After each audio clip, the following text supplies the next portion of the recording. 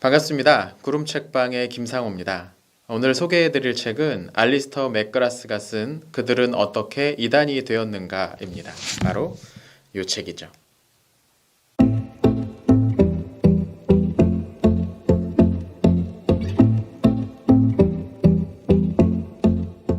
최근 우리나라에서도 전염병과 관련해서 오래전부터 정통교회에서 이단이라고 지정됐던 한 집단이 물의를 일으킨 적이 있습니다.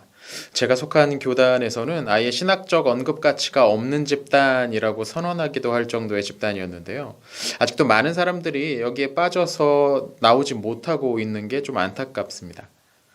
그런데 교회 역사를 좀 공부해 보신 분들이라면 이단이라는 게 어제 오늘의 일이 아니라는 것을 알 수 있습니다. 이단은 교회가 시작된 직후부터 늘 우리 주변에 있었죠. 최근에 한 기독교 텔레비전 이단 관련 방송을 보다가 신학교에서 이단을 가르친다고 하면 2000년 전부터 이야기한다면서 살짝 빈정거리는 듯한 발언을 들은 적이 있는데요. 어떤 의도로 한 말인지는 알겠지만 그러니까 지금 유행하고 있는 이단들이라는 게 사실 좀 더 구체적으로 가르쳐야 되는 거 아니냐 뭐 이런 의미였겠지만 좀 짧은 생각이었던 것 같습니다. 사실 이단이라는 것은 그 성격과 내용이 계속 반복되기 마련이죠. 이 책의 본문이 시작되는 첫 번째 페이지에 이런 문장이 쓰여 있습니다. 역사가 그러하듯 이단은 스스로 반복하는 습관을 갖고 있다.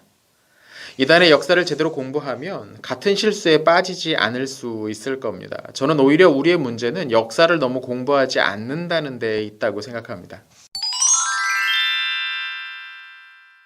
이 책의 저자인 알리스터 맥그라스는 북아일랜드에서 태어난 수재 중 한 명입니다. 북아일랜드 벨파스트 출신인데요. 벨파스트 하면 제가 사랑하는 C.S. 루이스가 태어난 곳이기도 하죠. 그래서 그런지 자주 루이스와 비교되기도 합니다. 얼마 전에는 C.S. 루이스에 관한 두꺼운 전기를 쓰기도 했었죠. 다만 이 맥그라스를 제2의 루이스니 하는 건 좀 자제했으면 좋겠습니다. 이 두 사람의 글은 확실히 다른 느낌이거든요.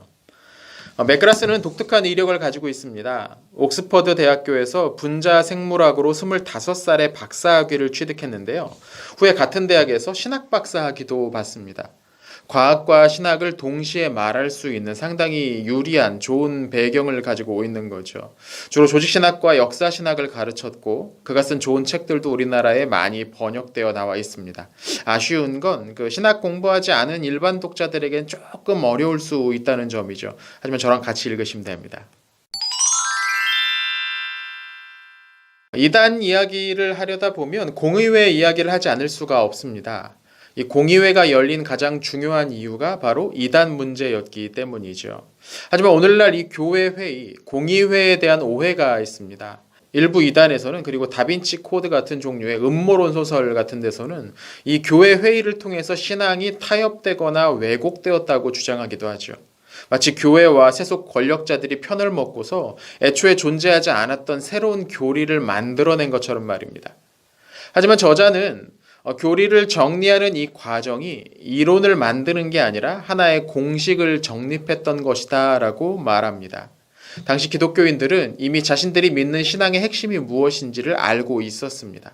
교리라는 것은 당시 사람들에게 익숙하게 알려진 논리와 용어를 가지고서 그들이 믿고 있던 신앙의 내용을 공식적으로 정리하는 과정이었다는 거죠. 그들에게 필요했던 것은 자신들이 믿고 있던 내용이 무엇인지를 아는 것이 아니고 그 내용을 담을 수 있는 이론적인 틀을 찾는 것이었습니다. 그런데 어떤 사람은 이 교리가 담고 있는 그 신앙의 신비를 파괴하거나 망가뜨리고 있었습니다. 이게 이단인 거죠. 저자는 이단이란 정통이 되려고 했다가 실패한 집단이다 라고 말합니다. 또 그들의 가장 큰 문제는 실수를 했다는 것이 아니고 자신들이 실패했다는 사실을 수용하지 않고 끝까지 갖고 가려고 했던 점이었다라고 말하죠. 쉽게 말하면 새로운 교리를 만들어내려고 했던 것은 정통 교회가 아니라 이단 쪽이었습니다. 정통적인 교회는 오랫동안 믿어왔던 그리스도의 죽음과 부활, 또 하나님의 계시와 하나님의 활동에 대한 그 믿음을 보호하기 위해서 교리를 만들었다는 겁니다. 그러나 이단은 믿음의 내용을 왜곡시키는 새로운 주장을 한 겁니다. 그리고 그것이 원래 믿어온 바와 상당히 다르다는 것이 명백하게 드러난 상황에서도 자신들의 주장을 계속 고수했던 거죠. 이 책의 6부와 7부는 그 고대에 존재했던 다양한 이단들에 관한 설명을 담고 있습니다. 6부는 조금 이른 시기에 나타났던 이단들이고 7부는 그 이후에 나타난 이단들을 분석합니다. 6부에서 소개되는 이단들은 에비온주의, 그리고 가연설이라고도 불리는 도세티즘, 영지주의, 그리고 마르키온주의 4개입니다. 사실 원래는 이들의 내용을 좀 소개하는 걸 준비를 했었는데 한참 준비하다 보니까 영상이 너무 길어질 것 같아서요. 나중에 따로 준비해서 고대의 여러 이단들에 관한 설명을 차근차근 해보도록 하겠습니다. 저자는 이들 초기 이단들이 대체로 물질은 악하다라는 믿음을 공유하고 있었다고 말합니다. 이건 성경의 가르침과 분명히 많이 다르죠. 또 이들은 기독교의 본질을 희석하거나 왜곡하려고 했던 다른 종교 집단들과도 연결되기도 했다고 말합니다. 중요한 부분은 이들 이단들에 대한 교회의 배척과 비판은 여러 신조들이 공식적인 합의를 이루기 훨씬 이전이었다는 겁니다. 앞서도 말씀드렸던 것처럼 니케아 공의회 같은 데서 엄청난 음모에 따라 교리의 변화가 있었던 게 아니라는 겁니다. 그런 것들이 열리기 훨씬 이전부터 이런 것들은 이단으로 지정되었다는 거죠. 그러니까 무슨 여기에 권력 싸움 같은 게 있지 않았다는 겁니다. 사실 이때는 교회가 그런 힘 자체가 없었습니다. 기독교가 로마 안에서 인정을 받은 이후 나타난 이단들을 다루는 7장에서는 기독교가 로마 안에서 인정받은 이후 나타난 이단들을 다루는 이 7부에서는 아리우스주의, 또 도나투스주의, 펠라기우스주의가 소개됩니다. 이 시기 이단들의 특징은 그 대표자들을 향해서 도덕적인 문제나 신학적인 타락을 이유로 비판할 수 없다는 점입니다. 이들은 모두 나름의 방식으로 성경의 기초에서 기독교에 기여하려는 열정을 가지고 있었던 거죠. 문제는 이들의 입장에 맞는 구절들만을 주목했다는 점이었습니다. 교회는 이들과의 싸움을 통해서 핵심 주제를 중심으로 교리를 확정해 나가기 시작합니다. 8장에서는 이단들이 발생하는 5가지 동기에 대해서 말합니다. 이 책의 제목이기도 하죠. 어떻게 이단이 되었는가? 첫 번째는 문화적 규범입니다. 기독교가 당대의 문화적 가치관으로부터 동떨어져 있을 때 이를 조화시키고자 하는 욕구가 나타난다는 거죠. 이건 제가 앞서서 그 성경에 관한 4가지 관점에서 말씀드렸던 현대주의자들 혹은 극단적 자유주의자들에게서 볼 수 있는 동기입니다. 과학이론의 발전을 목격하고 나니까 이 성경의 시대에 뒤떨어진 부분을 이 과학이론에 맞춰야 된다고 생각했던 사람들인 거죠. 두 번째 동기는 합리적인 규범입니다. 기독교가 가지고 있는 신앙 전통에서 어떤 부분이 더 이상 합리적이지 않다고 여겨질 경우 이를 수정하려는 태도를 가리키는 거죠. 대표적인 것이 삼위일체 교리를 수정하려는 사람들입니다. 이건 역사상 굉장히 많았는데요.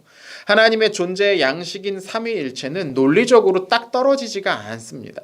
그래서 많은 이단들이 이걸 자신들이 알아들을 수 있는 주장으로 바꾸려다가 중요한 부분을 잃어버렸죠. 아리우스주의가 대표적이고 최근에는 그리스도의 신성을 부정하고 또 피조물로 설명하려는 여호와의 증인 같은 단체가 그 예입니다. 세 번째는 사회적 정체성입니다. 어떤 사람은 자신과 같은 종교적 믿음을 가진 사람들과 함께 있으면서 강력한 공통의 정체성을 느낍니다. 특히 자신들이 특별한 일에 참여하고 있다고 하는 생각을 강하게 갖고 있는 사람들은 이단 집단에 대해서도 강한 애착을 보이곤 하죠. 최근에 문제되고 있는 그 신천지 같은 사교 집단에서도 이런 경향이 강력하게 나타납니다. 그 안에 결속력이 굉장히 강해서 빠져나오기가 어려운 겁니다. 네 번째 요인은 종교적인 타협입니다.